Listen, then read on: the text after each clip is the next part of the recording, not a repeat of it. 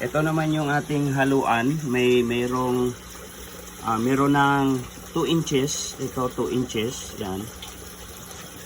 So may mga nabansot. May mga 1 inch. May 2 inches. May 1 inch.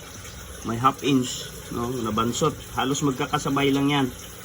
So dito lang kasi nakalagay ito sa aquarium na to. Ayan, lilinisin ko muna tong aquarium na to.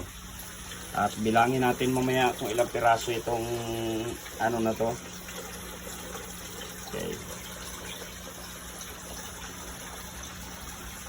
Tapos meron din ako rito, siguro mga 3 inches na rin to. Linisin ko rin to mamaya.